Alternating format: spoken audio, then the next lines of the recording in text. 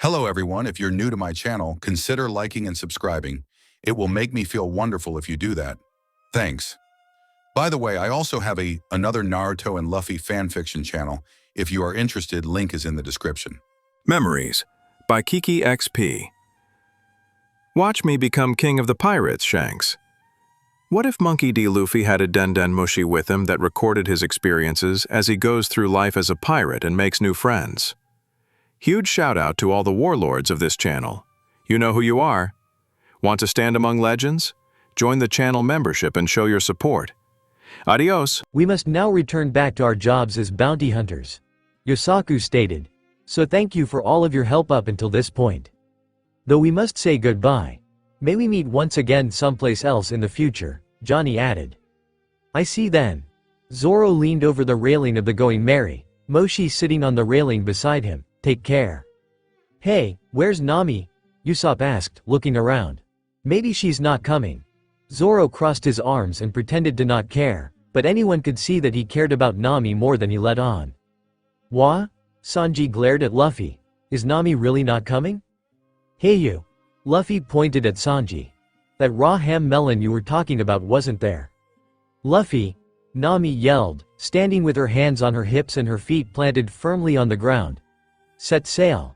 And then she broke into a sprint, heading for the Going Merry. She's running over here. Usopp blinked. What do we do? She said set sail. So I guess we should set sail, Luffy replied. Genzo clenched his fists. Don't tell me that she's planning on leaving without letting us say a word of thanks or goodbye. Nami continued to run, weaving between all of the villagers, old and young, male and female. Nami, stop. At least let us thank you guys for all that you have done. Your boat is taking off. Nami, wait. Genzo reached his hand out in desperation. I cannot allow things to end this way. You sure it's okay to let her leave like this? Sanji asked, letting out a puff of smoke as he remembered his own parting with a certain chef on a certain boat in a certain sea. It's her goodbye, so let's let her decide, Luffy replied.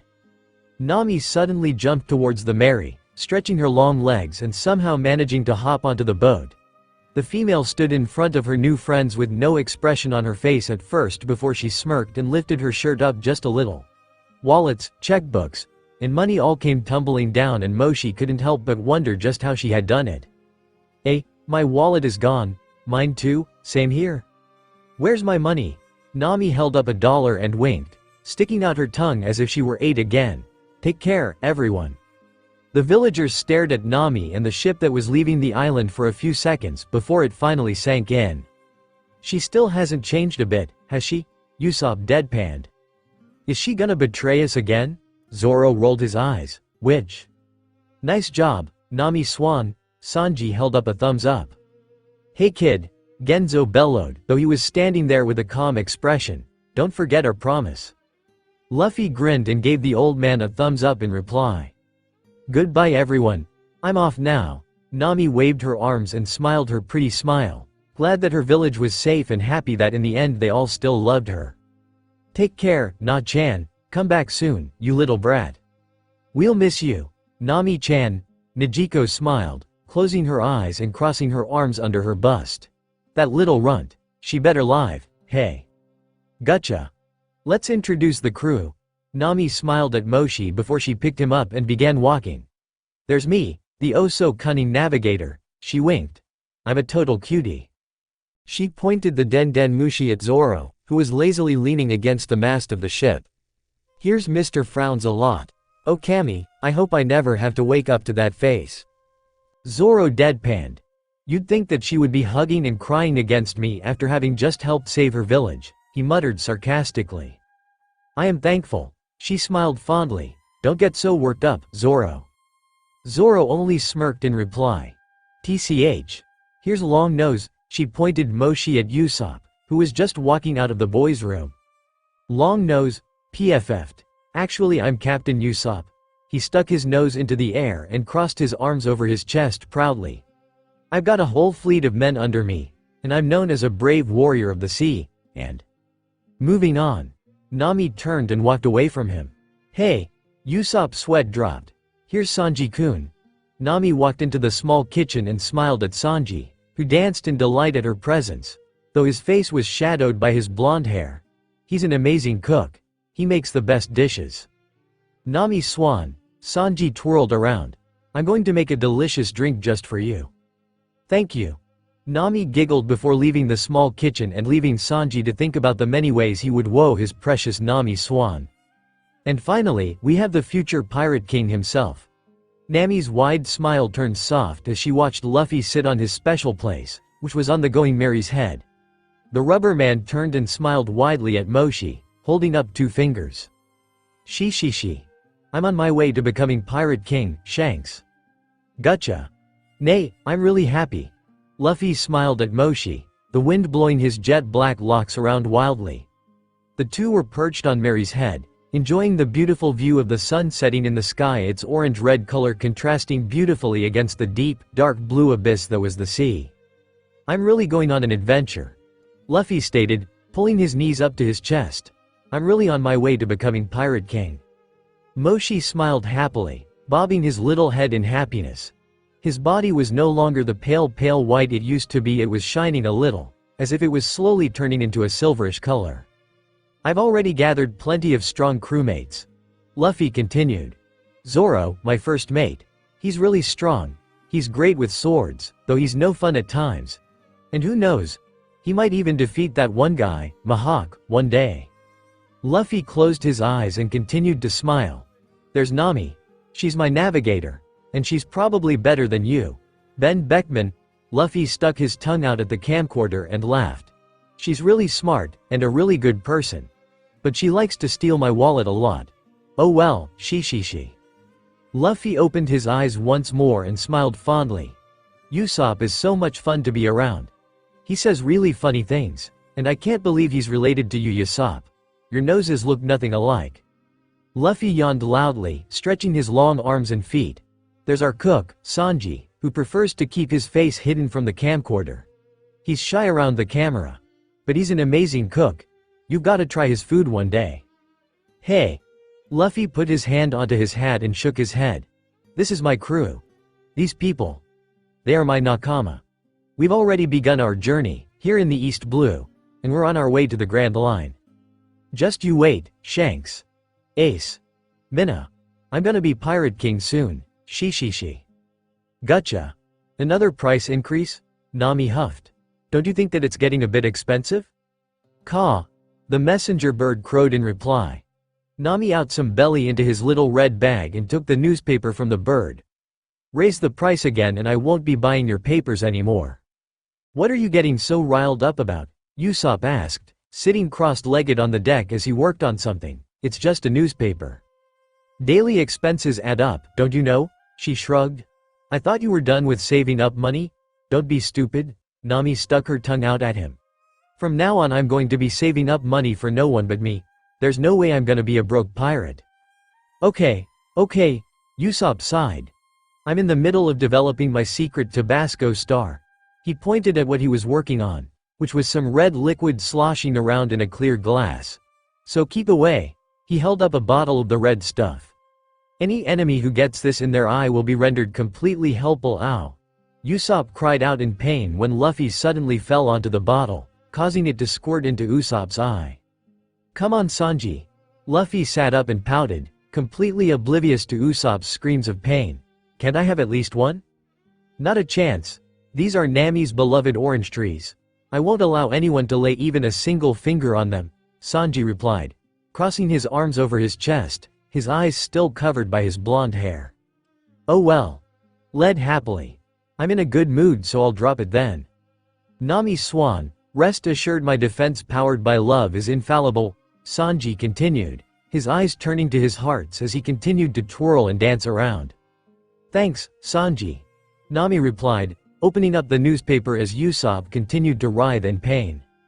We're finally on our way to the Grand Line. Luffy stretched his arms and legs. Yosh. The world's in such turmoil. Nami muttered, flipping through the newspaper. Another coup d'etat in Villa. Nami blinked as a flyer suddenly fell out of the newspaper. The flyer caught the attention of all the pirates, even Usopp. It's a flyer. Luffy blinked. Gotcha. Look, Minna. Luffy shoved his wanted poster into Moshi's face. Looks like we are wanted men now. It says 30 million belly. And there Luffy was, smiling his strange smile in the picture and waving his hand. Once again, you failed to understand the gravity of your situation. Nami's head dropped. You do realize that this means your life is at risk? With that bounty, I'm sure the Marine HQ as well as other strong bounty hunters will come after you. Look, my picture is here for the whole world to see, Usopp pointed at himself. Or rather the back of his head in the bounty photo. I might be famous. That's just the back of your head. Sanji rolled his eyes. Don't be jealous now, Usopp grinned. Once we become more infamous we might all get one. With this, we can't afford to just loiter around in East Blue much longer, Nami muttered, putting her finger on her chin in thought. Alright men. Let's head to the Grand Line, Luffy yelled. Aye aye, Sanji and Usopp yelled, fist pumping happily. Hey, I see an island, Zoro called. Nami picked up Moshi and everyone walked towards the railing where Zoro was standing. Indeed there was an island, and indeed they were approaching it. That island is proof that we are close to the Grand Line, Nami stated. On that island, there's an infamous town called Logia Town. It's also known as the twin of the beginning and the end. It's the birthplace of the former pirate King Roger, as well as his execution spot. So that's where the former pirate king died. Luffy stared at the island in wonder. Shall we head there? Nami asked, tucking a strand of tangerine-colored orange hair behind her ear. Yosh, to Logia Town we go, Luffy yelled, pointing towards the town with a huge smile on his face. Gotcha. Wow. Usopp gaped at his surroundings in awe. What a big town. So the pirate age all began from here, eh? Sanji shrugged and lit up yet another cigarette. The Straw Hats were standing under a banner that read, Logia Town, taking in the sight of the large town.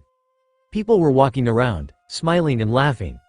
Some people were trying to sell various things to the people on the busy streets, and others, mainly kids, were running around and asking for money. It was a very busy town, one could not argue that. Okay then. Luffy stood up straight. I'm gonna go see the execution stand. Seems like I can find some good ingredients and food here. Sanji smiled, as well as some fine women to flirt with. I'm gonna go look for some equipment to buy, Usopp declared, putting his hands onto his hips and smiling in determination. Moshi's sweat dropped but bobbed his head anyway, happy to be on Usopp's shoulder for a change. I do have something I want to buy too, Zoro stated, but I have no money. I'll happily lend you some money, Nami stated, leaning her head towards him and crossing her arms behind her back. At 300% interest that is. Gotcha. Haha, I've got everything I need, Usopp cheerfully stated, walking through the busy streets of Logia Town with a large green backpack strapped to his shoulders, and with Moshi perched on his shoulder. There isn't anything Usopp, brave warrior of the sea, can't face now. He continued walking down the street, smiling happily until a thought struck him. Hold on. I feel like I'm forgetting something important. That's it, a top-ranked sniper like myself should have a sharp pair of goggles to look through. He nodded. I'm gonna get the best pair I can find, I don't care about what they cost, unless it's something I can't afford. Moshi's sweat dropped, but shrugged anyhow. He was happy to accompany his long-nosed friend. For once it wasn't often that he was able to go anywhere with Usopp, so he took this as a special day. Special goggles, here I come, Usopp yelled, racing through the town while somehow still carrying the huge, green backpack. Gotcha. These are them. Usopp smiled, giddy because he was finally going to be able to buy some goggles. These are perfect, just right. The long-nosed male walked up to the counter and placed his goggles, along with Moshi, onto it. Hey, lady. He began. I really like these goggles. What do you think of them? The woman examined the goggles. Ah, these are brand new. They are the top of the line, and they come from a company in the North Blue. They only come once a year. You do have money, correct? She glared at him. Ah, I left my money in my backpack, outside. Usopp began to walk away. I'll go get them. He called behind him just as a little girl with long blonde hair and a green dress walked up to the counter with an angelic smile. I'll take these, she stated, pointing at the goggles on the counter. Usopp tripped and fell face first onto the floor. The woman behind the counter gave the little girl a kind smile. Why of course, And what an adorable little girl you are. I happen to know that these are the only goggles of this kind on this whole island, so aren't you lucky? Hey, Usopp stood up and pointed at the girl. Those are my goggles, so drop them. The little girl stood there smiling, and for a second Usopp was confused. And then she scurried towards him and opened her big blue eyes. You snooze you lose, Grandpa, she sweetly told him. She then pushed past him and skipped out the door. Gotcha. Hey, little girl, Usopp yelled, running after her with Moshi now on his shoulder. He skidded to a stop in front of Blonde and huffed. First off, there's no possible way that you could think I'm an old man. I'm more like an older brother, right? HMPH, she winked. You smell like an old man. I am not an old man, he began jumping up and down rather comically. Whatever, just give me back those goggles. I saw them first, so they are mine, they're mine, they're mine, they're mine, they're mine. You better watch your mouth. She gave him a snooty look. I'm friends with the Marines, I'll have you know, and I can get them to come over here and beat you up. The Marines? That's right. She smiled innocently once more. And their captain is a close personal friend of my family. He's kinda like my uncle. Why you little? He glowered at her before sticking his nose into the air. Well, I'm a captain too. Arlong Park was destroyed by these two hands. He held up his hands. There were hundreds of fishmen, and the last thing they saw was the great and oh so powerful Captain Usopp. They were begging for me to finish them. Now I have a bounty of 30 million belly on my head, so the Marines don't scare me one bit. 30 million belly, huh? She smirked. That's right, Usopp stood proudly. Papa. She suddenly waved her arms. Don't call me Papa, he frowned. I'm not that old either. She suddenly ran around Usopp and towards someone else. Papa. I brought a present for you, it's these goggles, happy birthday, Papa. The man she was talking to sniffed loudly, pulling down his hat. His mustache seemed to twitch as he did so. Oh my girl. Carol, you are honestly the most angelic little girl any father could ever ask for, he stated, as his huge black eyes began to water. I love you so much, Papa, the girl, Carol, cheerfully replied. Usopp stared at them in shock. What's with that girl? He muttered to himself. But Papa. Carol glared at Usopp. That weird old man is being mean and has been trying to jack your present. Now dear. He put his hand on her head. Don't say, jacked, it's not proper for a young lady to use such a word. He smiled sweetly at Carol before his whole demeanor changed. He glared at Usopp darkly, narrowing his eyes in the process. Are you the gentleman who's been bothering my adorable little daughter? And no. Usopp replied, his legs shaking quite a bit. I was just. Here's something else. She smirked. He has a bounty of 30 million belly. Oh, he glanced over at Usopp. A bounty worth 30 belly, huh? Let's take a look. He pulled out a stack of papers and began to leaf through them. 600. 1.3 million. 30 million. He peered at the paper. Monkey D. Luffy, huh? For a first bounty, that's impressive. Usopp slowly began to step away, but stopped when Carol's father suddenly glanced at him and spoke. Where do you think you're going? Okay, that's not me in that poster. As you can obviously tell, I was just pretending to be a bad guy. Bye-bye. He waved cheerily, before he began to turn and walk away. See ya. Carol's father pointed to the back of Usopp's head in the photo. That's you. Ah. He threw up his hands and his eyes went wide rather comically. He turned around and took a few steps towards the two. Alright, you caught me. But go ahead and try to lay a finger on me and you'll see what happens. Like Captain Luffy won't sit idly by and watch his crewmate be put into danger. You couldn't even imagine the amount of pain he could inflict on you. Usopp stuck his long nose into his face. You got your daughter to worry about. Why risk your life over this? You're right. It's not worth it. He closed his eyes and sighed. Anyone with 30 million berries on his head is no ordinary person, that's for sure. Papa. You can beat him, Carol grinned. You're the strongest man ever. And you aren't afraid of anything. No darling, I don't have to prove anything. I just need to be strong enough to get us by in life. He replied. So long as you think. I'm the greatest, that's all that matters to me. Understand? Papa. Well, I'm glad you came to your senses, fool. Usopp smirked. Give me back my goggles and just maybe I'll let you escape with your life. Don't worry, I'll pay for them too. He's letting you go, old man. Carol glared at Usopp. If were you, I would be running for my life, you. Okay, fine. Her papa suddenly cut in.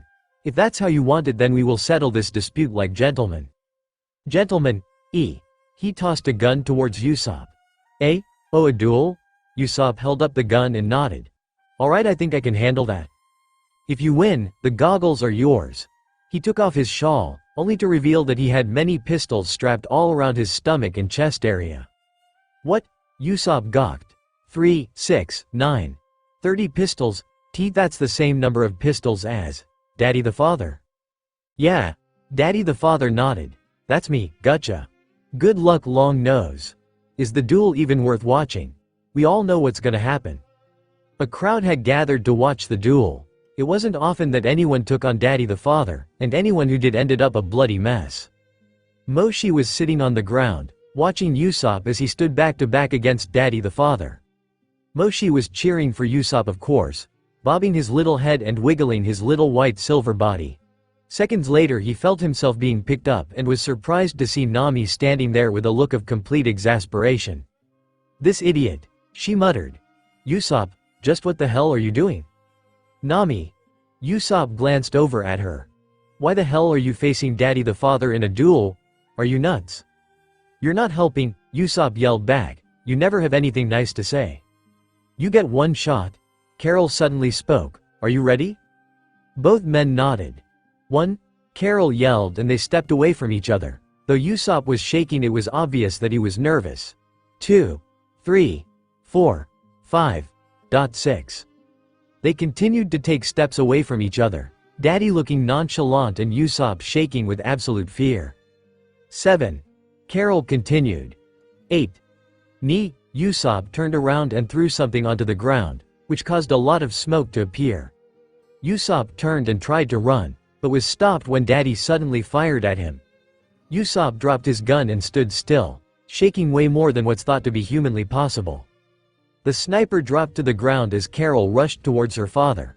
Papa, that was amazing, she exclaimed. You're truly the best. The crowd began to walk away, shaking their heads at Usopp. What a pathetic joke. This guy is a wimp. All I did was shoot the coward's gun away, Daddy stated. What were you thinking? Carol glared at Usopp. Have you no shame, cheating during a duel? You should be ashamed of yourself, you're so pathetic. I'm really sorry, please forgive me, Usopp bowed in front of Daddy. I'm just too scared to die this young, killing me would be too easy for you, right? So please, don't shoot me, you could just let me go, couldn't you? Daddy pointed a gun at Usopp's face. No, wait. Nami set Mushi down and ran in front of Usopp, holding out her arms. Nami. Usopp looked up at her and smiled in relief. If you want money, my friend here has tons she can give you, please spare me, I'm begging you, sir. What the hell? She tapped her blue sandaled foot impatiently and glared at Usopp half-heartedly. So, now you're cowarding behind a woman? Daddy shook his head. Listen. Nami began, but was cut off when Usopp stood up and pushed her out of the way. Leave Nami out of this, Usopp glared at him. She has nothing to do with this. I'm the one who got myself into this situation, and nobody can get me out of it, it's all on me. Usopp, what are you trying to do? Nami frowned, though she was just a bit touched. Please, just leave Nami out of it. Usopp told him, shaking his head and ignoring her question. Usopp. Daddy blinked. Did she just call you Usopp? Yes. Usopp cautiously replied. That couldn't be. Daddy narrowed his eyes. You wouldn't happen to know a man by the name of Usopp of the red-haired pirates, do you? Usopp. Yeah. That's my dad's name. Usopp blinked. Wait, are you saying that you and my father are friends? So then you are his son. Daddy the father sighed, glancing at the ground. Papa? Carol looked up at him in confusion. I met your dad, and I've never spoken a word to a single soul about that fateful day. Until now, that is. We met on a port on a very hot and dry day like today. To sum it all up, he beat me in a duel, but he let me live. So that's why you left the Marines to become a bounty hunter. It all makes sense now. Nami nodded. Papa, no. Carol frowned. A pirate didn't spare your life. Tell me it's not true.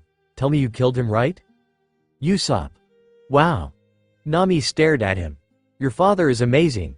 He beat Daddy Masterson in a duel. He hasn't forgotten about you either. Even now as he is traveling the seas, he still has an image of you as a little toddler. She was surprised when she saw tears beginning to well in his eyes. Usopp? It's alright, we understand. There's no way that you could, Usopp replied. That's not the reason why I'm crying. There's more to it, I get it. I understand why you told me that story about my father. You told me that so I would try to be more like him. Most people would just bury that story and get on with their lives, but you aren't afraid of anything. Not even shame. A coward would never do what you just did. Usopp. Nami continued to stare at him. Carol. Usopp looked down at the little blonde-haired girl. Your father is the bravest man alive. Men who are big and strong are easy to find, but the ones who put their honor on the line are 1 in a million. So that's why I can't accept your dad's mercy. If I did, it would only bring him more shame. I have one choice, and that is to face my death. Usopp looked back at Daddy. Give me another chance. I have to prove to myself that I am not a coward. A life or death fight should settle things. Alright. Daddy nodded. Choose the weapon you are most masterful with. This will be our final duel. Gotcha. You must hit that weather vane. Daddy pointed towards the blue whale of a weather vane sitting atop a tall building. Usopp gulped, holding up his slingshot. Really? That? Daddy pointed his gun at Usopp. If you miss. Right. Usopp nodded. You'll shoot me through the heart. So this shot determines whether I live or die with honor.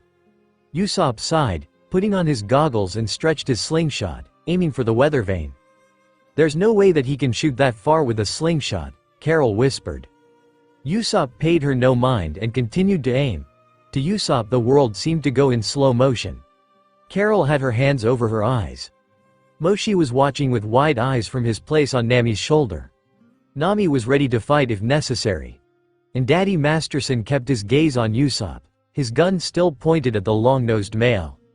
Seconds later, he released the slingshot and watched as it went soaring towards the weather vane. Usopp. Did you miss? Nami whispered, clasping her hands together. Papa, I changed my mind. Please don't kill him. Carol tugged on her father's shirt. Papa, no, please don't. I can't shoot him. Daddy replied, because he shot right through the crown. Nami grinned. Ah, he did. You did it, Usopp, he's right. You're as good of a shot as your old man. Daddy smiled at Usopp as he slumped to the ground. Go to the Grand Line. You'll find him there. I'm sure he'll be proud. A bird suddenly swooped down as Nami and Usopp were cheering, and picked Moshi up. Neither Nami nor Usopp seemed to notice, but Carol did. The blonde blinked and waved at Moshi as he was carried away by his shell.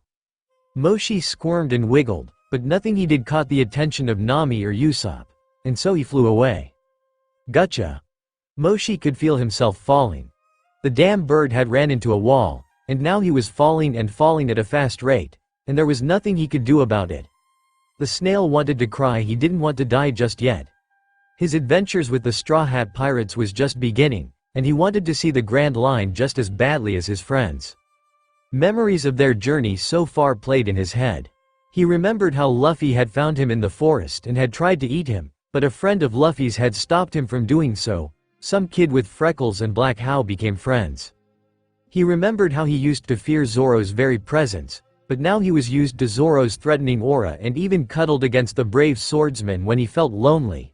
He remembered how he had instantly taken a liking to Nami and Usopp since they were like him, a bit cowardly, but still brave. And he remembered when he tried Sanji's food for the very first time. It was the best thing he had ever tasted. And now he was falling from the sky and into a crowd of people, and he would most likely never see them again. The snail sighed, so the gods had decided that his time on Earth was up, huh? He'd miss the Straw Hat group. And he closed his eyes as he felt himself finally land. Moshi, I thought your shell looked familiar. Moshi blinked and was surprised to see that he was in the arms of Roronoa Zoro. The small snail smiled in surprise, as tears threatened to spill from his huge gray eyes. Zoro sighed and placed him onto his shoulder. Looks like you've had a rough day, huh? I guess you can stay with me since I don't see the others around.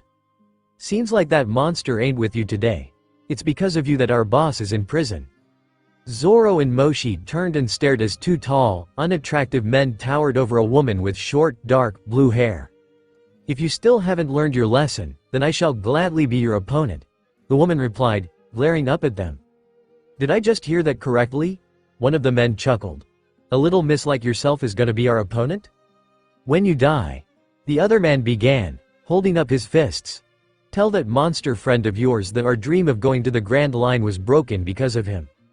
The two lunged for the small woman, and Zoro began to take steps towards her ready to help her out, and was shocked when the woman pulled out a sword and slashed both of them with ease. The two men fell to the ground coughing up blood before fainting, probably from blood loss or something. The girl took a step forward, only to trip over her own feet. Her glasses fell off as she fell onto the ground, her sword dropping beside her. The crowd that had gathered began chuckling at her. "Aren't you a strong one, miss? Brave girl, clumsy too. My glasses." The woman began to desperately search the ground for her glasses, frowning as she did so. Zoro bent down in front of her and picked up her glasses. "Looking for these?" The woman looked up and gave him a bright smile as she accepted the glasses. "Thank you very much, I'm sorry for the trouble." Moshi was able to get a better view of her face this time. She had big, dark, black eyes and short, dark, raven hair. "Well," she stood up, not noticing Zoro's gaping face. "See ya around." "Gotcha." Well, that was shocking. Zoro muttered as he and Moshi made their way through the busy streets of Logatown. "That girl looks way too much like Kuina. Not only that, but she's a swordsman as well. Well, it is a big world after all. At least I won't run into her anymore. But damn it, that was a huge surprise." Zoro sighed and walked inside of the shop. He had been looking for the arms shop. "I'm here to purchase a sword," Zoro called as he walked into the shop. "Oh yes, yes." A short man with strangely styled black hair and a nose that seemed red sat behind a desk with a smile on his face. "Come right in, sir. Please feel free to look around as much as you want. We've got antique swords, new swords, and the latest swords in fashion. After all, this is a well-established store that has been in business for 200 years. I've got 100,000 berries." Zoro slammed the money onto the desk. "Give me 2 of your best swords." "You want 2 swords with only 100,000 berries?" The man glared at him. "If you're looking to buy 1 sword each for around 50,000, I've only got blunt pieces of trash to sell ya." Zoro shrugged his arms. "That'll be good since I have no money right now." Hey. The man suddenly stuttered. "Could I maybe see that sword of why yours?" "What's with the stuttering?" Zoro's sweat dropped and handed the man his precious sword. After thoroughly examining the sword, the man looked up with a blank expression. "Meh, this is no good. This is just a piece of junk." "What?" Zoro grabbed him by his shirt and glared at him. Okay. Fake tears began to run down the male's face. "Sorry, I was lying just now."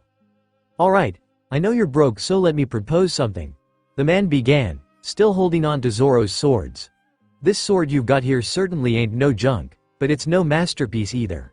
It's an above-average sword. So I'll offer you 200,000 for this sword, meaning that you'll have to 300,000 in total. With that much money you can buy 3 decent swords at 100,000 belly apiece."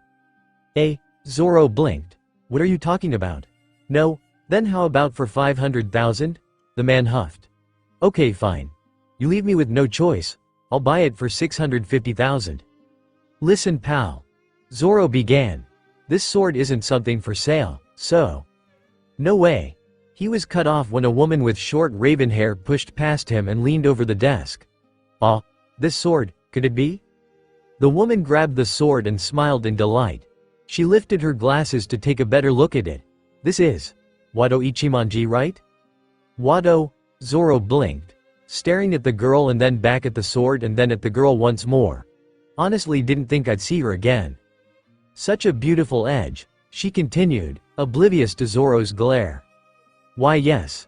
The man stuttered. "It does happen to go by such a name. But it's still just a decent sword at best." He gave a nervous smile, not wanting Zoro to find out that he was trying to rip him off. "Decent?" The girl gaped at him and pulled out a small book. She flipped through the pages until she found what she was looking for. "Why, that's the most ridiculous thing I've ever heard. This is one of the 21 greatest swords. It's famous. And it's also a sword that can't be bought for anything less than 1,000,000 berries. Damn it, woman. He slammed his fist down onto the desk in frustration. You've gone and told him everything. I should sue you for obstruction of business. Obstruction of business? She put her glasses back on. I'm sorry, did I say something wrong? It's just that I've never seen such a fine sword before and… You've come to pick up your sugar, right? He tossed her the sword. HMPH. I can't believe a timid girl like you carries around a high-grade sword. Eek. She stumbled backwards and fell, knocking over a bunch of swords in the process. The heck are you falling over there for? He gave her a nasty glare. Put all those swords back in their place and just leave already. Ah. The woman glanced at Zoro for the first time. Didn't we meet earlier just now on the streets? She stood up and gave him a bright smile, pushing her glasses up on her face. So you love swords, do you? If you don't mind me saying so, your 3 swords reminds me of a certain bounty hunter. A certain bounty hunt? Zoro hid his smirk as he slid the Wado Ichimonji back into its sheath. I'm talking about Roronoa Zoro. Do you know him? She pressed on, giving Moshi a strange look. I have heard of his name quite a bit. The green-haired swordsman replied, examining a few swords hanging on the wall. Yes, he's quite a famous swordsman here in the East Blue. Or should I say infamous? She shrugged. To think that he treats his swords as merely a means to make money. It's simply unforgivable. The woman glanced down at her own sword and sighed. Why is it that the evil are so strong in this day and age? All the famous swordsmen of today are either pirates or bounty hunters. And they are the ones who possess most of the world's masterwork blades. The swords are crying now.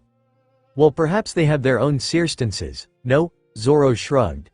Occupations reflect the needs of the time after all. I'd be more than happy to welcome any criminals. The shop owner suddenly cut into the conversation. I remember when my shop used to be teeming with all sorts of people trying to enter the Grand Line. Ever since that monster was placed in charge of this town, I barely get any more customers. Smoker is no monster. The girl who looked so much like Zoro's childhood friend glared at the shop owner. He's a devil fruit user. The store owner glared right back at her. That's more than enough reason to call him a monster. Devil fruit. Zoro muttered thoughtfully. In any case, being a swordsman myself, I vowed to train harder and harder with my shigur. The girl boldly proclaimed, tightly clutching said sword. I want to travel the world and retrieve all masterwork blades from the hands of criminals. I shall risk my life to retrieve all of them. Does that mean you'll take this sword too? Zoro smirked at her, holding up his own legendary sword. This sword you call Wado Ichimonji. What? She blinked and hastily waved her hands. Oh no, not at all. It's not that I want these swords for myself. I just simply detest the idea of them being used for evil. Zoro chose not to reply, instead shrugging his shoulders. Moshi narrowed his eyes at the shop owner. He seemed suspicious looking. Ah, I remember seeing this sword in my book before. She picked up a sword hanging off the wall. Sandai Kitetsu. You should definitely buy this sword. Mister, are you selling this sword for only 50,000? Why yes. The store owner dropped his head. I am. Zoro took the sword and placed Moshi onto the counter before glancing at the sword in his hand once more. It's cursed, isn't it? You knew? The store owner blinked. No. Zoro narrowed his eyes. I can tell. It's as you said. The store owner became gravely serious. Beginning with the Shodai Kitetsu, the Kitetsu line of blades are renowned for their quality, but they are also cursed swords. Many famous swordsmen of the past have suffered tragic deaths after carrying around the Kitetsu swords. That's why you won't find a swordsman who dares to use it these days. Even if a person was unaware of the curse behind these blades, they'd still end up dead after wielding one. I wish I could get rid of that damn sword. But I'm afraid of being cursed too. Forgive me. The Kuina look-alike bowed her head. I had no idea it was such a dangerous sword, and ended up saying something foolish. HMPH. The store owner rolled his eyes. This is why amateurs like you shouldn't act like they're experts on swords. I like it, Zoro suddenly stated, holding up the cursed sword. I like it so much that I'll take it. Why, you idiot? The store owner stuttered, giving the green-haired swordsman a surprised look. I said it's not for sale. If I did sell it to you and you ended up dead, then it would be like I was the. Then how about this? Zoro smirked once more. Why don't we test what's stronger, my luck? Or its curse, if I lose? He continued, tossing the sword into the air and holding his arm out. Then that just means I was never a man who was meant to do anything special. He'll lose his arm. The store owner gaped in fear. The sharpness of that blade. The woman stared at the sword as it fell, covering her mouth and praying that he wouldn't lose his arm. Even Moshi was scared for Zoro. Their journey was only beginning. What would Luffy and the others do if they found out that their only swordsman lost one of his arms? Or worse, what if he died? That thought alone was enough to put Moshi into a state of shock. The sword seemingly fell in slow motion. It flipped and flipped and flipped. And then it was on the ground and Zoro still had his arm outstretched and there wasn't a scratch on his arm. The store owner fell to the ground out of fear and the Kuina look-alike also fell, looking more than stunned. Moshi could only sigh in relief. I'll take it. Zoro grinned and happily picked up the sword. Hey you. He pointed at the blue-haired woman. Pick out another good sword for me. She blinked, seemingly snapping out of her shocked state. Okay. She slowly stood up. Hold on. Don't go anywhere. The store owner suddenly stood up and disappeared behind a door. He came back moments later, holding another sword. This is a black lacquered longsword with an unraveled edge. Its name is Yubashiri, one of the 50 skillful grade swords. I can personally attest to its sharpness. Although my store may not be much, this is the best sword I have. I can't buy that, Zoro stated, picking up Moshi and placing him onto his shoulder. I told you, I have no money. I'm not asking for money. Just take it, the store owner replied. And of course I won't ask you to pay for Sandai Kitetsu, either. I apologize for trying to trick you before. It's been a long time since I've seen a swordsman as good as you. As they say, the sword chooses its owner.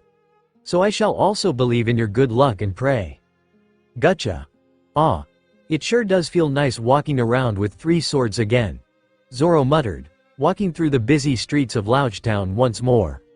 Moshi sat on his shoulder, bobbing his head like always when all of a sudden a bird swooped low and grabbed the poor snail by his shell. Zoro didn't seem to notice. He was too busy admiring his new swords to notice a bird swoop past him with Moshi in his clutches. Moshi flew away, deciding to not even try to get Zoro's attention. This has happened twice today, and Moshi was already tired of it. When was he gonna get a break? Honestly, these pirates were gonna drive him crazy. The bird continued to fly away from Zoro and over the buildings. Moshi glanced down at all the different people in the crowd. They all seemed like normal people. Except for that one guy who was wearing a green cloak and looked as if he had tattoos on his face. Yeah, he looked suspicious. Just like the other bird, this one crashed into a building and they both went flying downwards. Was this really it? He had gotten lucky last time. But he knew that there was no way he would get lucky this time. So this was God's way of telling him his time was up? The Den Mushi closed his teal eyes and sighed sadly. He landed on something soft, and didn't seem to notice this fact until he felt himself being picked up. He opened his eyes and was surprised to see curly eyebrows and blonde locks. Moshi? Sanji stared at him in surprise before glancing up at the sky in which he had fallen. Weren't you just with Usopp? How'd you get up there? And Woa? Moshi cut him off when he slid onto Sanji's shoulder and rubbed his little head against his cheek. He really had gotten lucky this time. Guess you're with me for the time being, eh? Sanji shrugged and lit up another cigarette. Let's go. Gotcha. Woa. Sanji and Moshi stood in front of a cart with a giant fish on it. The man behind the cart gave them a smile. Welcome, he stated, putting his hands on his hips. What's this funky fish called? Sanji asked, pointing at the huge fish in awe. This is an elephant tuna. The male replied, smiling proudly. You normally wouldn't see these tuna around these parts, but one just so happened to swim up here from the southern seas. And so I snatched it right up with my fishing pole. You caught this? Sanji asked in amazement. Shall I cut it up for you? No, Sanji shook his head. I'll take the whole thing. Thank you for your generosity, sir. As the man was putting the large fish into the bag, Sanji and Moshi noticed Usopp walk over towards them. Is that Usopp? Sanji muttered. What does he need here? Usopp bent down and stared in delight at some eggs. Holy crap, these eggs are so cheap. Sanji's sweat dropped. What is he, a housewife? Gotcha. Good thing I managed to run into you, Usopp. Sanji grinned as he and Usopp walked through the streets carrying the large fish. Why do I have to carry the heavier side? Usopp growled. Well, I'm glad you found Moshi. Nami and I thought we had lost him forever. Oh, by the way, I happened to see a lion just a little while ago. Sanji continued, ignoring Usopp. But there was this weird-looking guy in a costume riding him. Eh? Nami? Zoro? Usopp blinked and the two men came to a stop as Nami and Zoro came into view. Nami was carrying a very large bag, and Zoro was holding on to 3 new swords. Moshi? Nami smiled in relief. You're safe? Usopp and I were so worried. Funny, I could have sworn he was just sitting on my shoulder. Zoro scratched his head. But anyway, where's Luffy? He said he wanted to check out the execution stand, Nami stated. Isn't the execution stand right here in the town square? Usopp asked, checking his surroundings. Well. Sanji pointed up at the execution stand, and there sat Luffy looking like, well, an idiot. Yes, actually the one about to be killed right now. Why the hell is he on the execution stand? All 4 pirates shouted, waving their arms and sweat dropping. A certain red-nosed clown stood above Luffy with a sinister smirk on his face. For the crime of angering me. He loudly began, catching the attention of everyone in the audience. I sentence you, Monkey D. Luffy, to a flashy execution. The pirates working under Buggy started cheering, shooting guns and wildly waving their swords. Yahoo! Let's cause a flashy ruckus, boys. This is the first time I've seen an execution, Luffy stated.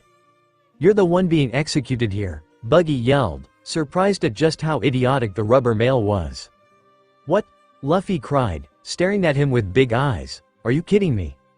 No, you stop kidding around, Buggy replied, deadpanning.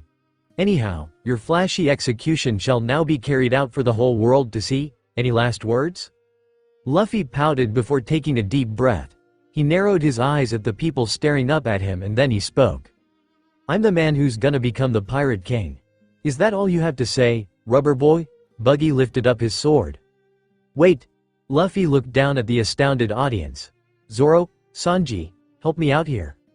Right, both men replied, running towards the execution stand. Moshi was still on Sanji's shoulder, but he was just barely hanging on. In any case, we have got to bring that execution stand down, Zoro yelled. I know, Sanji replied. The Buggy pirates were trying to stop Zoro and Sanji, and it was a blur of Sanji's fierce kicks and Zoro's blades clashing against all of these small fries. Moshi was constantly being tossed through the air, sometimes landing on Zoro's shoulder and other times landing on Sanji's head or even on a random pirate. The two men were giving it their all, Moshi could tell that much. Zoro! Luffy yelled. Sanji, Usopp, Nami and Moshi. He smiled as Buggy's sword was inches from clashing with his head. Sorry, Shishishi, but it looks like I'm dead. An explosion of lightning could be seen and then there wasn't see a damn thing, not even with his amazing eyesight. Gotcha. Shishishi, Luffy stood over a burnt execution stand and a knocked out Buggy. Looks like I survived after all. Oi. Sanji lit up another cigarette, looking a bit worse for wear. Do you believe in God? Rain began to fall all around them. Moshi happily sat on Luffy's shoulder, glad that he was okay. He tucked himself into his shell when the rain began to fall. Sanji scowled when he couldn't get his cigarette to light. Enough talking and let's leave this town already, Zoro replied, also looking worse for wear. We've got more trouble heading our way. And just as he said that, a group of Marines appeared with guns in their hands and came running towards them. Run for it, Sanji yelled and the three men took off running, not caring in the least that so many people were staring after them in shock and awe. The men weren't able to make it out of there on a clear path. There were plenty of Marines they had to occasionally knock out as they headed towards the merry-go. The wind's getting worse, Zoro commented, looking up at the sky. Geez, these guys are so persistent. Luffy pointed behind them. Should we just stop and fight them all off? Don't, Sanji stated. There will be no end to them. Most importantly, Nami told us to return to the ship as quickly as possible and… Ah! The three men blinked as a certain blue-haired woman stood in front of them with an angered look in her eyes. To think that you were Roronoa Zoro, Tashigi growled. And a pirate at that too. You were just toying with me all along. You bastard, Sanji yelled. What did you do to that lady? Never thought you were a marine, Zoro muttered. I shall take that Wado Ichimonji, Tashigi growled, holding up her sword. Just try it. Zoro smirked, not at all afraid of this woman. Of course, Zoro wasn't afraid of anything, except Nami's debts. Zoro and Tashigi's swords clashed. Go on ahead without me, Zoro told them as they ran by. That bastard dares to hurt a lady? Sanji growled, leaving Luffy to pull him as they continued to make their escape. Moshi, Luffy stated. Hang on tight. I know it's a rough ride, but you're strong. Moshi nodded his head fiercely and held on to Luffy's shoulder tightly, though the rain was making it hard. Look Sanji. Someone is up ahead, Luffy yelled over the rain. Another small fry. Sanji tsked. Who are you? Luffy called. The man was somehow able to speak with 2 cigars in his mouth. The name's Smoker. I'm a captain of the Marine headquarters. He took a deep breath before continuing to speak. And I won't allow you to set sail from here. With that being said, his arms turned into smoke and it quickly surrounded the 2 men and Moshi. One puff of smoke, or rather his fist, wrapped around Luffy's waist and lifted the Straw Hat Boy into the air. Wah! Luffy wildly waved his arms. You freak of nature, Sanji yelled, delivering a kick to the smoke. Only for it to be grabbed and then he too was lifted off the ground. I don't have time for runts. White blow, he stated before throwing Sanji into a nearby building. Sanji! Luffy cried. Why you? Gomu Gomu no pistol, his fist shot at Smoker's body, but he disappeared in a puff of smoke and reappeared behind Luffy. Are you really worth 30 million belly? He asked, staring Moshi straight in the eye and wondering just why a snail was sitting on his shoulder. Smoker jumped onto Luffy's back and slammed him into the ground, knocking Moshi off his shoulder and onto the concrete. HMPH. Smoker sighed. Looks like your luck's come to an end, he stated, reaching for his giant sword thingy. Or perhaps not. A voice suddenly stated, placing a hand onto Smoker's gloved fist. Smoker looked up in surprise, nearly dropping his cigars. You're... The man with the green cloak from earlier stood before Moshi's eyes. What? Luffy muttered, his face practically buried into the ground. Who's there? The entire government is after your head, you know, Smoker casually continued, ignoring Luffy's question. The world awaits our answer, the mysterious man replied, giving him a small smirk. A gust suddenly blew Luffy and Moshi away, and Zoro appeared from out of nowhere dragging Sanji with him. Guys! He yelled. Run for it or we will be trapped on this island, a huge-ass storm is coming. Luffy rubbed his head, putting Moshi back onto his shoulder. Wah? I said move it. Zoro grabbed Luffy and dragged the both of them towards their destination. Gotcha! Yahoo! Luffy cried, once he and the others had somehow made it out to sea in the dangerous storm. The ship feels like it will flip right over. You see that light over there? Nami pointed towards the only sign of light on the pitch-black sea. The entrance to the Grand Line is just up ahead, so what shall we do? This calls for celebration, Sanji stated, putting a barrel into the middle of the ship and placing Moshi on top. He put his foot onto the barrel and grinned, to finding the all blue. Zoro put his foot onto the barrel and smirked, to become the greatest swordsman. Luffy put his sandaled foot onto the barrel and smiled his strange little smile. To become Pirate King. Nami put her foot onto the barrel, her small feet contrasting greatly with the rest of the men's large feet. To draw a map of the world. Finally Usopp placed his foot onto the barrel and smiled proudly, looking at his new friends. TT to become a brave warrior of the sea. Moshi only happily shook his entire body, his teal eyes glistening in happiness. One could tell that he really was growing. He was slightly bigger and his skin was a more silverish color. To being with them forever, the snail thought to himself. The East Blue Five smiled at each other. To the Grand Line we go. Gotcha, wealth, fame, power. I'm not joking this time. Luffy stood on a barrel with a small dagger in his little hand and his expression that of determination. I've had enough. I'll prove it for you all to see. Everyone in the village were up and at it on this sunny day in Fuchsia village. They either paid Luffy no mind and continued on with their lives, or they stopped to stare and chuckle and to see what the child would do next. "Haha, go for it," Shanks called, putting his fist up and clutching his straw hat. "Let's see what you're gonna do." "Luffy's gonna do something funny again," one of the pirates grinned, putting his hands onto hips. "Get on with it, Luffy," Ben Beckman called. Luffy took the dagger and plunged it deep into the skin below his eye. The villagers and the pirates stood there gaping for a moment, before Shanks ran forward and brought his fist down onto his head. "Idiot, what the hell are you doing? Gold D. Roger, the king of the pirates, obtained this and everything else the world had to offer," and his dying words drove countless souls to the seas. "Gahaha, drink, drink, sake, bring out more sake." "Idiot, that's my meat, shut up, it's mine now." "Yo, cut it out, to brawl while you're drunk is shameful."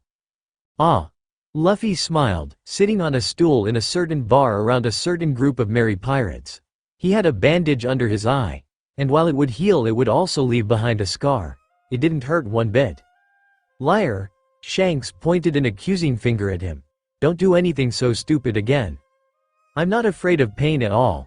Luffy threw up his hands and laughed. "Next time take me out to sea, Shanks. I want to be a pirate too." "Huh?" Shanks chuckled. "You can't handle being a pirate. Not being able to swim is a pirate's greatest weakness." "As long as I stay on board the ship, I'll be fine," Luffy replied. "Besides, my fighting is pretty good too. I've rigorously trained before. My punch is as strong as pistol fire." "Pistol?" Shanks put his cheek into the palm of his hand. "Wow, really? That's so cool. What kind of tone is that?" He glared at Shanks. "The most important thing is that you're still too young," Shanks continued. "Wait at least another 10 years and I'll consider taking you out to sea." "Darn it, Shanks." Luffy stomped his foot. "Let me tell you something, I'm not a little kid anymore." "Ah, don't be mad." Shanks grinned and handed him a glass of orange juice. "Here, drink some juice." "Thanks." Luffy happily took the glass of orange juice and drank it. "You really are a kid." Shanks and the rest of the pirates burst into laughter. "How funny," Shanks cried, slapping his hand onto the bar table a few times. "What a dirty trick," Luffy yelled, glaring at everyone in the bar. A baby snail with a tiny shell sat on the stool beside Luffy, curled up into a little ball and watching the pirates laugh at Luffy as he continued to try to act like a grown-up. "You want my treasure? You can have it. I left everything I gathered together in one place. Now you just have to find it." "Thanks, Luffy. Makino told me about everything." Shanks grinned, trying his best to keep both himself and Luffy afloat in the water. "Thanks for sticking up for us. And hey, don't cry. You're a man now, right?" "But Shanks." Luffy sobbed, clutching Shanks' shirt and wetting it with both his tears and the ocean water. "Shanks, your arm." Shanks' arm had been bitten off by the sea monster from earlier, but he paid it no mind. "It's nothing, it's just an arm." Luffy's lower lip was quivering and he shut his eyes, refusing to stare at what Shanks had lost because of him. SS Shanks. These words lured men to the Grand Line, pursuing dreams greater than they ever dared to imagine. This is the time known as the Great Pirate Era. "You're really leaving this time?" Luffy asked, staring up at Shanks with wide eyes. "Yep." Shanks sighed. "We've stayed here long enough. It's about time we set sail. Are you upset?" "Yeah." Luffy frowned for a moment. "But I won't ask you to take me with you anymore. I'll become a pirate by myself." "Hey, I wouldn't take you even if you begged." He stuck his tongue out. "You don't have what it takes to become a pirate." "Yes, I do." Luffy stomped his foot in agitation, catching the attention of all the pirates around him. "One day I'll find myself a pirate crew as strong as yours. And then I'll find the world's biggest treasure, and I'll become king of the pirates." "Oh, you want to be bigger than us, huh?" Shanks took off his straw hat and placed it onto Luffy's head. "Then this hat is my gift to you. This is my favorite hat, you know. When you become Pirate King, give that hat back to me." Shanks hopped onto his ship, with his crewmates, and they all waved goodbye as they began sailing away. Makino put her hands on Luffy's shoulder and giggled when the baby snail from earlier snuggled up against her cheek. "Come on board and bring along all your hopes and dreams. Let's introduce the crew. Nami smiled at Moshi before she picked him up and began walking. "There's me, the oh-so-cunning navigator," she winked. "I'm a total cutie." She pointed the Den Den Mushi at Zoro, who was lazily leaning against the mast of the ship. "Here's Mr. Frowns a lot. Oh Cammy. I hope I never have to wake up to that face." Zoro deadpanned.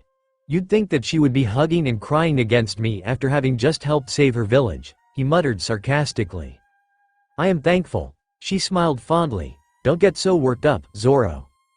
Zoro only smirked in reply. "TCH. Here's Long Nose," she pointed Moshi at Usopp, who was just walking out of the boys' room. "Long Nose, PFF'd. Actually I'm Captain Usopp." He stuck his nose into the air and crossed his arms over his chest proudly. "I've got a whole fleet of men under me, and I'm known as a brave warrior of the sea, and—" Moving on. Nami turned and walked away from him. "Hey!" Usopp's sweat dropped. "Here's Sanji-kun." Nami walked into the small kitchen and smiled at Sanji, who danced in delight at her presence, though his face was shadowed by his blonde hair. "He's an amazing cook. He makes the best dishes." Nami swan. Sanji twirled around. "I'm going to make a delicious drink just for you." "Thank you." Nami giggled before leaving the small kitchen and leaving Sanji to think about the many ways he would woe his precious Nami swan. And finally, we have the future Pirate King himself. Nami's wide smile turned soft as she watched Luffy sit on his special place, which was on the Going Merry's head. The rubber man turned and smiled widely at Moshi, holding up 2 fingers. She. I'm on my way to becoming Pirate King, Shanks. Together we will find everything that we're looking for. Oi! Shanks. Usopp. Ace. Minna. Look at me. Monkey D. Luffy stuck his face into the recorder. A large smile on his silly face. "Guess what? Come on, guess." The rubber man tilted his head to the side and frowned when no one responded. "How come you guys aren't responding? Oh wait, you haven't seen this yet. She. Luffy was on a tiny dinghy, having just left his small village hours ago, setting sail to become the king of the pirates. The skies behind him were a light blue and the ocean below him was deep abyss of bluish-greenish colors with a tiny fish flying to the surface here and there. "I've set sail. She. I'm gonna become king of the pirates and there's nothing you can do about that, Shanks." He pointed the camera upward then downward before he leaned back in the small dinghy and smiled his idiotic smile. "I don't have a pirate crew yet, but I'll gather one soon. Just you watch, Woa." Luffy yelped in surprise before smiling at the fact that the waters around him were now spinning and that the boat was going around in circles. "Looks like we'll have to continue this conversation later." "One Piece. To our new ship," Nami shouted, raising her drink up. "To my new friends," Usopp yelled, holding up his own drink. "To sake. Delicious sake. Nature's freshest water," Zoro called out o his lips. "And to the many adventures ahead of us, she, Luffy concluded, smiling that idiotic smile. "Yeah, compass left behind. It'll only slow us down. Ha. Hey Shanks." Luffy smiled widely. "I dunno how I lost it, but I'm glad that I got it back, Nami." Luffy frowned when the orange-haired woman took the Den Den Mushi from him and pointed it away from Luffy and towards her and Zoro. "No one wants to look at a recording of you with food all over your face."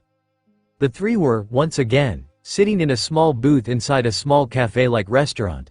Nami and Zoro sported a few new cuts and bruises, but were overall fine. It was obvious to whoever was viewing that the trio must have been through a lot on this day. "Oi!" Zoro placed his elbow onto the table and put his cheek into the palm of his hand. "We've had our meal. And we've done all we need to do, so should we get going?"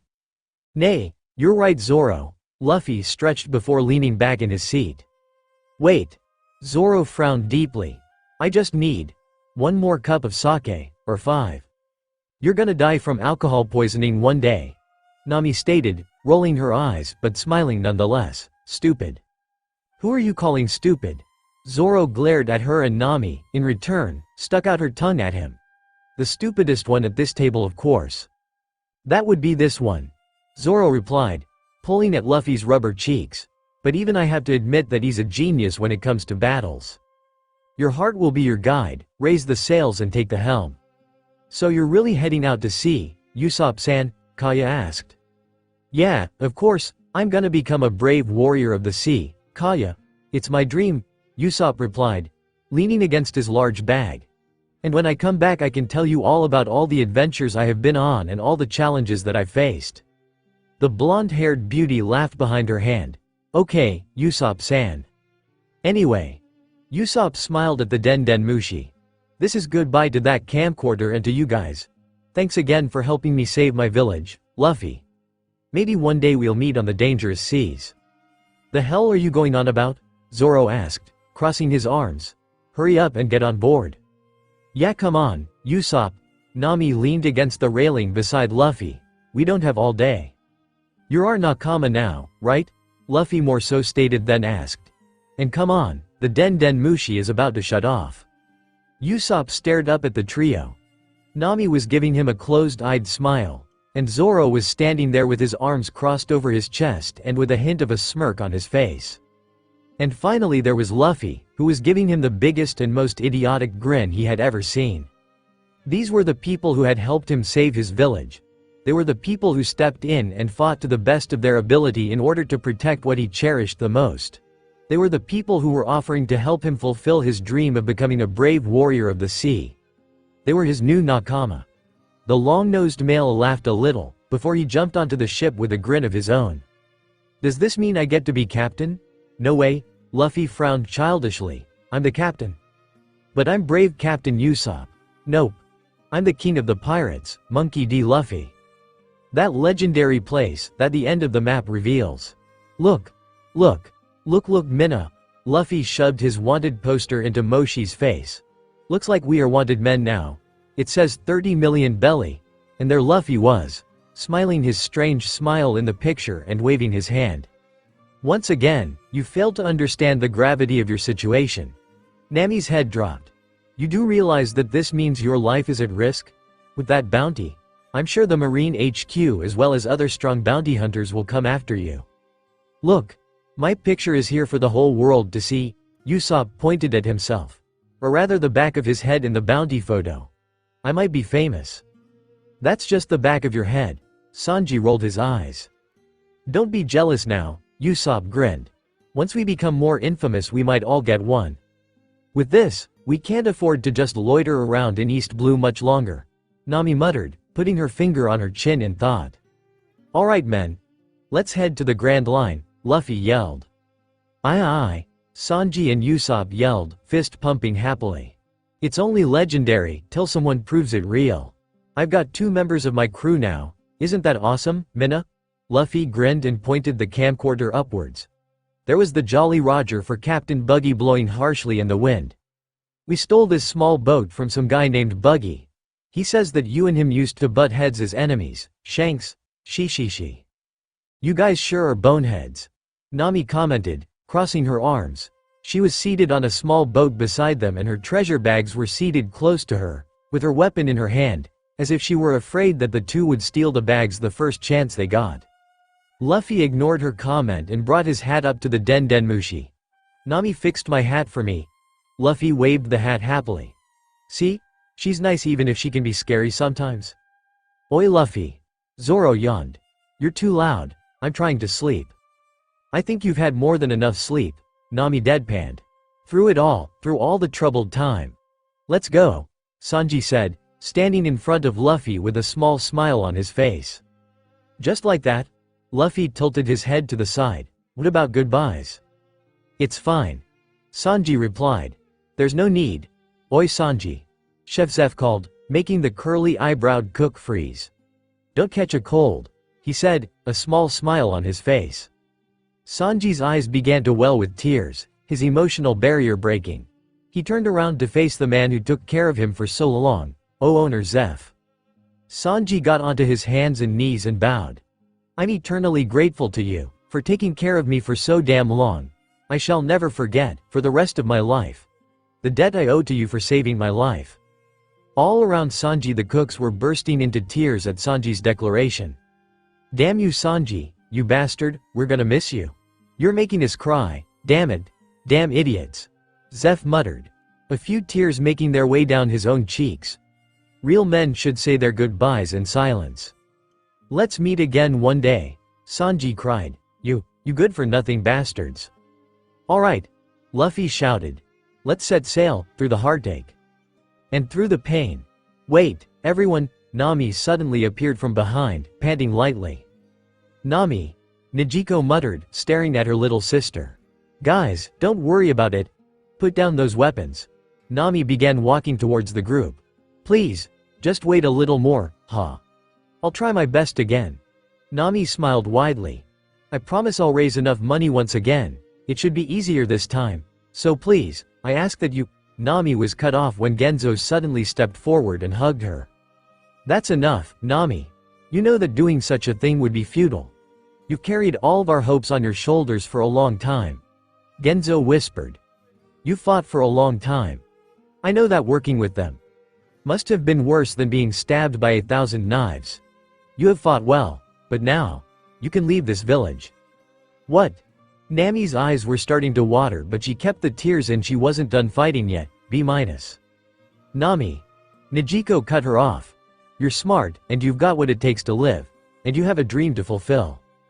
Nijiko. Nami pulled out a small dagger. No, everyone stop. I don't want to see anyone get hurt by those fishmen. You'll all die. We know.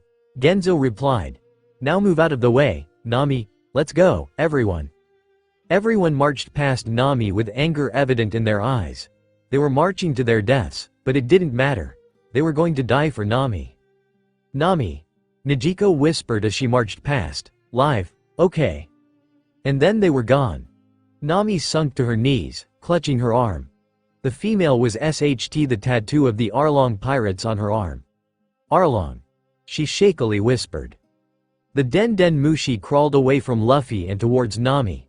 He wanted to help comfort her. He wanted to see her smile again. He hated to see her look so broken. The snail didn't want any of his new friends to look broken. Nami growled suddenly, glaring at the Arlong pirate's tattoo on her arm. She suddenly lifted up her dagger and stabbed it. Arlong, she growled. Arlong. She continued to stab her arm, not caring about the blood oozing out of her. Arlong. Arlong. She huffed in rage and continuously stabbed herself. Arlong, Arlong, AR. Her arm stopped mid-air as Luffy stood before her with his fingers wrapped around her wrist. Luffy. Nami whispered. What do you want? You don't know anything about this island. Ah, I don't. This has nothing to do with you. Didn't I tell you to leave? Yeah, you did. Leave. She began to throw sand at him, her whole body trembling. Leave, leave, leave, leave, leave. Nami's tears fell quickly. All those years of holding back, all those years of standing strong, all those years came collapsing around her. She put her hand to her mouth as the tears fell faster, and her nose began to run with snot. Luffy. She whispered. She turned to him with red eyes and a trembling physique. Help me. Luffy took off his hat and placed it onto Nami's head. The rubber male turned away from her and took a deep breath. Of course I will, he shouted, throwing his hands up into the air. Know that I will be there to stand by you, just like I know you'll stand by me. Luffy. Nami began to rush towards the rubble, but was held back by Johnny and Yosaku. Brother. Johnny muttered. A Arlong Park is destroyed. Which one of them won? Just what the hell happened in there? Usopp scurried over to Nami's side and they both shared glances of worry. And suddenly, from the wreckage, a tall figure stood up with blood running down his arms, his fists clenched, and his black hair messier than usual. Luffy, Nami, Usopp, Yosaku, and Johnny cried in unison. Luffy took a deep breath before speaking once more. Nami, you're my crewmate, you're my nakama, got it? Nami could feel the wind blowing her hair around as his words reached her ears. Tears began to spill down her cheeks, and this time they weren't tears of sadness. They were tears of joy. G got it, she replied, wiping away her tears with her wrists. So come on board and bring along all your hopes and dreams. Really, what was that idiotic warlord thinking? Mr. Zero blew on his cigar even more. Why didn't out-transponder snails pick up anything of importance? All of these videos show nothing but how idiotic some pirates are and how weak they are. Watch them die before they even make it here, to the Grand Line, Miss All Sunday. Miss All Sunday chuckled. That may be the case. She tipped her hat down. But they seem like an amusing bunch. I'd hate to see them die so easily. Turn it off. Mr. Zero rolled his eyes. I don't want to see any more of this absurdity. As you wish, the mysterious raven-haired woman swiftly shut off the Den Den Mushi. Together we will find everything that we're looking for. Dracul Mahawk was spotted hanging around a bunch of pirates again. Why must this concern any of us? He is a warlord and free to do whatever he pleases, so long as he does not betray us. A tall man with short black hair and icy black eyes stated, arching an eyebrow. He was drinking from a tall glass of ice-cold water. The water being turned to ice by him. Besides, he's always hanging around pirates. He picks them off, however many he can. True, true. The male beside him nodded. You're correct. However, he did not pick off these pirates like he usually would. The man crossed to his long legs, the dark yellow of his suit contrasting with his white admiral coat. But you should watch these videos that our Den Den Mushi specialists have tracked. A bunch of new pirates have entered this era and are trying to make a name for themselves. Videos? The man with the cold glass of water in his hands raised an eyebrow. What is the name of the pirate in these videos? Luffy. Luffy? The icy male scratched his head. That name sort of sounds familiar. Who cares? A third male stated, crossing his legs and arms. His fists burned a dark red, as if they were made of molten lava, and his eyes also seemingly burned with anger. Just let them be. As long as the pirate doesn't enter the Grand Line and cause mayhem, he is of no importance to us. The man with the cold glass of water in his hands grunted in agreement. Yellow Suit shrugged. I suppose, there is always room for you. Hey! Monkey! D. Luffy A. An old man with long silverish hair chuckled, pushing his glasses up. Reminds me of a certain someone. He closed his eyes then, a smile on his face. Nahawk. Good on ya. You let that boy and his crew live. That was a good decision. Or maybe it was a bad one. It could be a mixture of both. He's got a long way to go if he thinks he can take Roger's title of Pirate King. The old man smirked. But that kid. You can see it in his eyes. He has the will of D if you want to be my friend. Luffy. Shanks grinned, putting his hand on his precious straw hat. Behind him stood Ben Beckman, Lucky Roo, Usopp, and the rest of his crew. Makino was also there, giving him a cheery smile alongside the mayor of Fushia village. Ace was also there, with his hand on his hat and a wide smile. Zoro. Koshiro stood there with an expression that was difficult to read. Beside him was Kuina, holding up a sword and smiling happily. The rest of the children from the dojo also stood there, each with goofy smiles on their faces. Nami. Belmere had a cigarette in her mouth and was smiling proudly, one hand on her hip and the other holding a fresh tangerine. Beside her stood Nijiko, with her arms behind her back and a mischievous smile on her full lips. Genzo was also there, his signature pinwheel on his hat and his arms crossed over his chest. Usopp. Usopp held up his gun and smirked, one arm happily wrapped around the waist of Bachina Usopp's mother. Kaya also stood there, giving him a closed-eye smile and politely waving. The three boys in his village held up wooden swords and smiled proudly. Sanji. Zeph smirked, his hands on his hips. Behind him stood the rest of the cooks, each of them holding up various kitchen utensils. We are. Hey, I see an island, Zoro called. Nami picked up Moshi and everyone walked towards the railing where Zoro was standing. Indeed there was an island, and indeed they were approaching it. That island is proof that we are close to the Grand Line. Nami stated. On that island, there's an infamous town called Louch Town. It's also known as the twin of the beginning and the end. It's the birthplace of the former pirate king Roger, as well as his execution spot. So that's where the former pirate king died. Luffy stared at the island in wonder. Shall we head there? Nami asked, tucking a strand of tangerine-colored orange hair behind her ear. Yosh, to Louch Town we go, Luffy yelled, pointing towards the town with a huge smile on his face. We are. Nay, I'm really happy. Luffy smiled at Moshi, the wind blowing his jet-black locks around wildly. The two were perched on Mary's head, enjoying the beautiful view of the sun setting in the sky, its orange-red color contrasting beautifully against the deep, dark blue abyss that was the sea. I'm really going on an adventure, Luffy stated, pulling his knees up to his chest. I'm really on my way to becoming Pirate King. Moshi smiled happily, bobbing his little head in happiness. His body was no longer the pale white it used to be, it was shining a little, as if it was slowly turning into a silverish color. I've already gathered plenty of strong crewmates. Luffy continued. Zoro, my first mate. He's really strong. He's great with swords, though he's no fun at times. And who knows, one guy, Mihawk, one day. Luffy closed his eyes and continued to smile. There's Nami. She's my navigator. And she's probably better than you. Ben Beckman. Luffy stuck his tongue out at the camcorder and laughed. She's really smart, and a really good person. But she likes to steal my wallet a lot. Oh well, she. Luffy opened his eyes once more and smiled fondly. Usopp is so much fun to be around. He says really funny things, and I can't believe he's related to you, Usopp. Your noses look nothing alike. Luffy yawned loudly, stretching his long arms and feet. There's our cook, Sanji, who prefers to keep his face hidden from the camcorder. He's shy around the camera. But he's an amazing cook. You've gotta try his food one day. Hey. Luffy put his hand onto his hat and shook his head. This is my crew.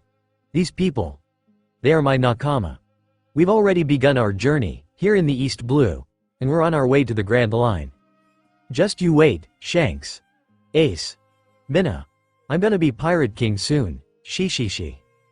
On the cruise, Twin Cape is located at the bottom of Reverse Mountain, at the exit that leads into the Grand Line. The area is located precisely where the Red Line and the Grand Line meet.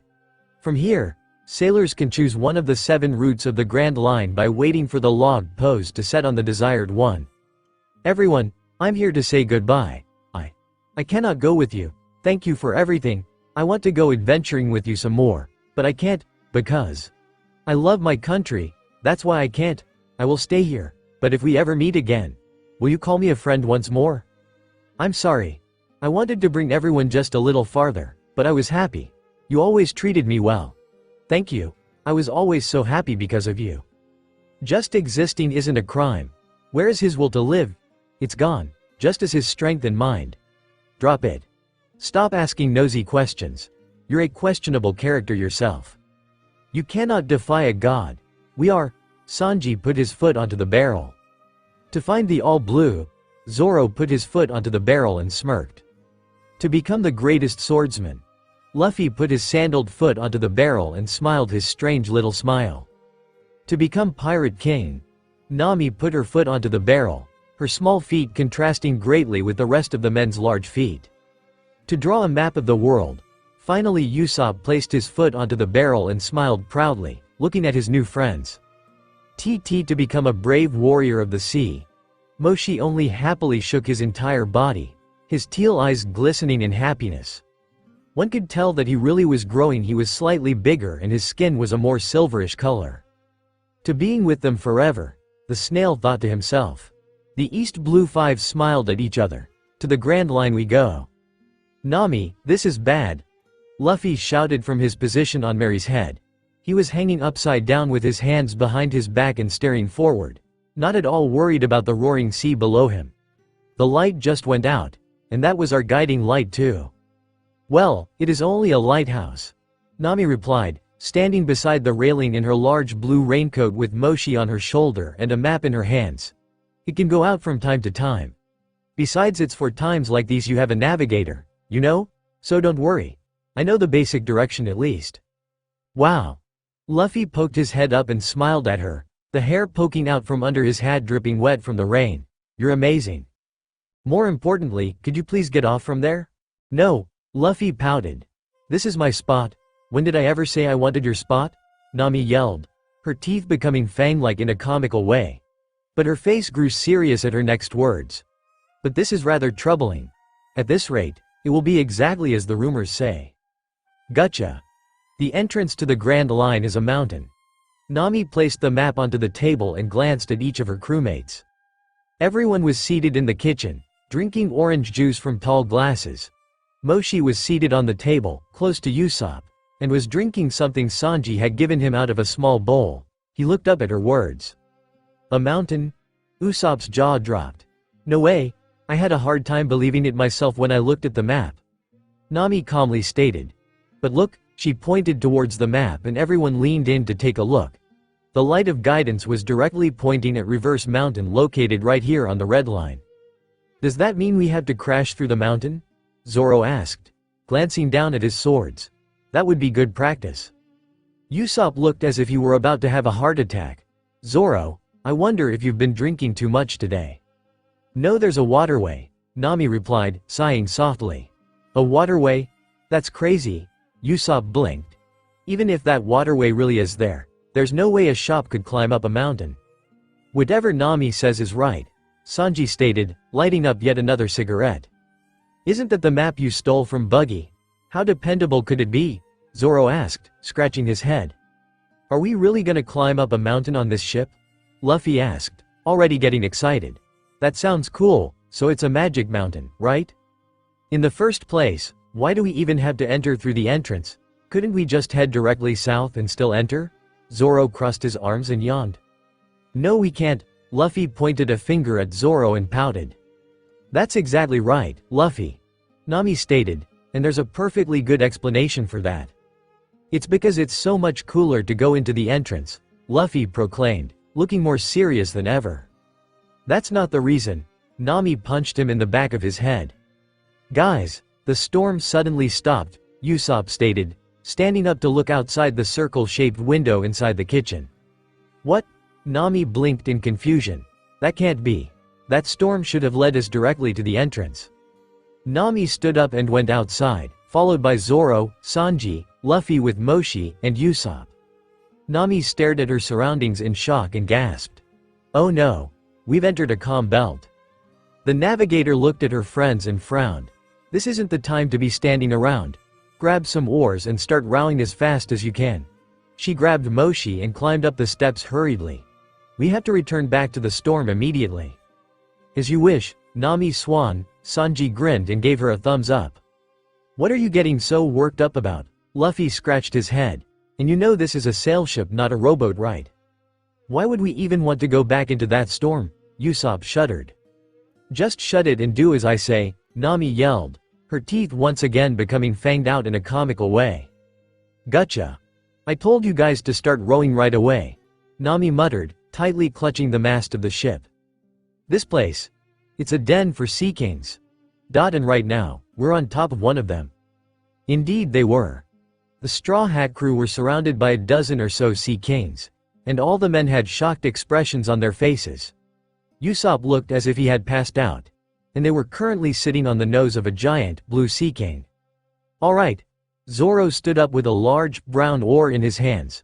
Sanji and Luffy stood beside him, both with large parsing of their own in their hands. Moshi was seated on Luffy's straw hat. As soon as this thing dives back down into the ocean, start rowing your arms off. Got it? Aye aye, Luffy and Sanji replied, their expressions becoming determined. Ah. The Blue Sea King tilted his head to the left, tilting the Mary and its inhabitants. Ah. The big, blue monster tilted his head to the right, once more tilting the Mary and the pirates on the ship as well. Achoo. It turns out that the sea monster had sneezed, and that sneeze caused the boat to shoot off of its nose and into the ocean. Only one problem though. The Straw Hat pirates were falling towards a huge, green frog, and their boat was turning upside down. Ah! Nami screeched, clinging to the mast of the ship. A giant frog is hopping this way. Don't get thrown overboard, Luffy yelled. He was also hanging on to the mast of the ship, but he was hanging above Nami and his legs were flailing. Moshi was trying his best to not fall, because he knew he would not be getting lucky this time. Usopp just fell, Nami yelled, and their long-nosed sniper was falling straight into the mouth of the frog. Usopp, Luffy cried, stretching his rubber arm towards his friend in an attempt to save him. His arm wrapped around Usopp's waist and pulled him away from certain death. They were somehow able to steer themselves away from Frog, and as soon as they landed back into the sea, the monster trio began paddling with all their might away from the calm belt and back into the storm. Gotcha. Thank God we're back in the storm. Luffy tiredly groaned, sprawled out on the deck of the ship with Moshi on his back. He wasn't the only one. Nami was laying on her stomach and looking more exasperated than ever. Sanji and Usopp were also laying on their stomachs, though Usopp seemed almost lifeless after his near-death experience. Sanji hadn't even bothered to light up another cigarette. Zoro was leaning against the mast of the ship, breathing a bit heavily. "Now do you understand why we have to use the entrance?" Nami asked tiredly. "Yeah." Zoro nodded. "Understood." Nami suddenly sat up, tucking a strand of her short orange hair behind her ear. "I've got it." "What is it?" Zoro grimaced. "Are we really gonna climb up a mountain? You're still thinking about that?" "It must be due to the sea currents," Nami stated. "If strong currents from each of the 4 seas were to all head towards that mountain, then they would drive the water up the waterway." Nami nodded her head, slowly standing up. She still had on her long, blue raincoat.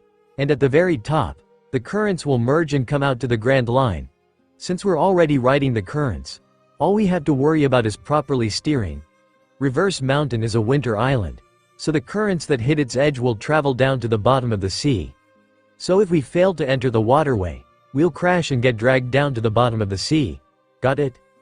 "So," Luffy stood up with Moshi once again resting on his shoulder. "You're saying it's a magic mountain, right?" "Nami, you're amazing," Sanji gushed, clasping his hands together as a faint pink dusted his cheeks. "Never heard of a ship going up a mountain before," Zoro stated, standing up and crossing his arms over his chest. "I've heard things about the Grand Line." Sanji smiled, but it was a strange, serene smile. "Supposedly, half of the people die trying to go into the Grand Line. Entering it is no easy task." "I see the magic mountain," Luffy yelled. "Pat?" Usopp gasped. "What's that huge shadow?" "That's the Red Line. It's so huge, I can't even see the top of it because of the clouds." Looming over the Straw Hats and their boat, Mary, was a mountain that looked a lot like a wall that extended for miles. It was tall, red, and seemed very threatening. And then suddenly the Straw Hat pirates were moving into action. "Get a good group of the rudder so we don't get dragged down under," Luffy yelled over the wind and rain. "Just leave it to us," Usopp and Sanji replied, both men grabbing hold of the rudder and held on tightly. "Amazing," Nami muttered, staring straight ahead. "It's the entrance to the waterway." She pointed forward and yes, up ahead was their very slim entrance to the Grand Line. "We're veering off course. Turn a little to the right," Luffy called, clutching his straw hat. "Right. Turn starboard," Usopp called, and he and Sanji pulled on the rubber with all their might. Which was why seconds later a crack could be heard. The rudder had broken.